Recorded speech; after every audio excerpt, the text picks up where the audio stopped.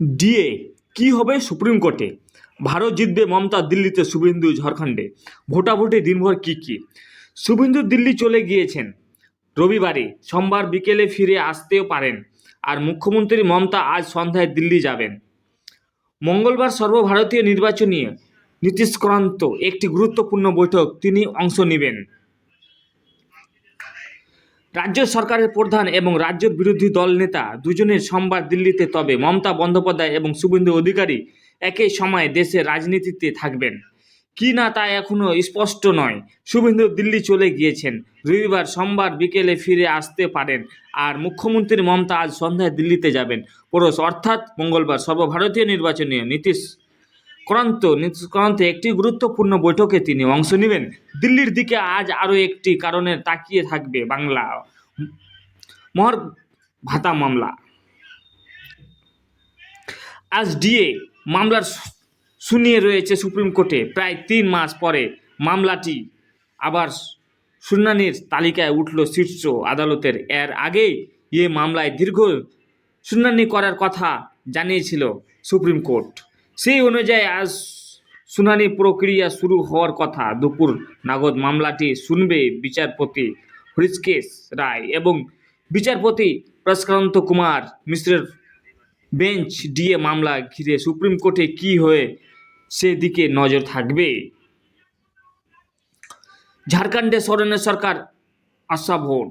ঝাড়খণ্ডে চম্পায় সোরেনের সরকারকে সংখ্যাগরিষ্ঠতা প্রমাণ করতে হবে। সোমবার 81 আসনে ঝাড়খণ্ড সরকারের সংখ্যাগরিষ্ঠতাই হবে, যাদের হাতে থাকবে অন্তত 41 জন বিধায়কের সমর্থন। বিধায়ক কিনা বেচার আশঙ্কা করে আগেই ঝাড়খণ্ডের জিএম, কংগ্রেস এবং আরজেডির জোট সরকার 40 জন বিধায়কের সরিয়ে নিয়ে গিয়েছিল হায়দ্রাবাদের রিসেট। রবিবার রাতে তাদের রিচিতে ফিরিয়ে আনা হয়েছে। এছাড়া ঝাড়খণ্ডের প্রাক্তন মুখ্যমন্ত্রী সোরেনকেও আস্থা ভোটে যোগ দেওয়া অনুমতি দিয়েছেন সরকার। জিএম জোট সরকার আশা রয়েছে তারাই আস্থা ভোট জিতে ঝাড়খণ্ড সরকার গড়বে, যদিও শেষ মুহূর্তের কোনো হিসাব বদলের সম্ভাবনা উড়িয়ে দেননি রাজনীতির কারবারিয়া।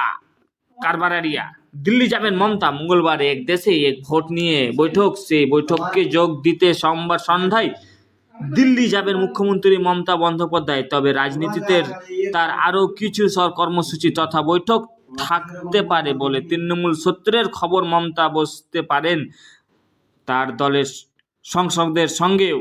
দিল্লিতে শুভেন্দু রবিবার রাতেই দিল্লি পৌঁছেছেন এই রাজ্যের বিরোধী দল নেতা শুভেন্দু অধিকারী।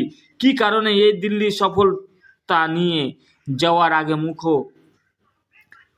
খুলেননি শুভেন্দু। বিজেপির সূত্রের খবর, লোকসভায় বাজেট অধিবেশনের ফাঁকেই কেন্দ্রীয় স্বরাষ্ট্রমন্ত্রী অমিত শাহের সঙ্গে বৈঠক হতে পারে তার।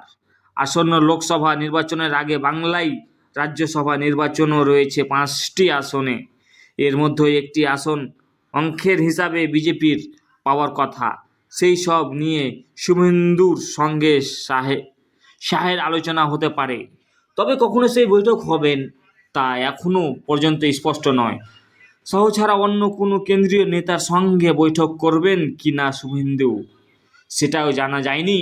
সোমবার শুভেন্দু দিল্লিতেই সফরের দিকে নজর থাকবে বাংলায় রাজনৈতিক মহলের।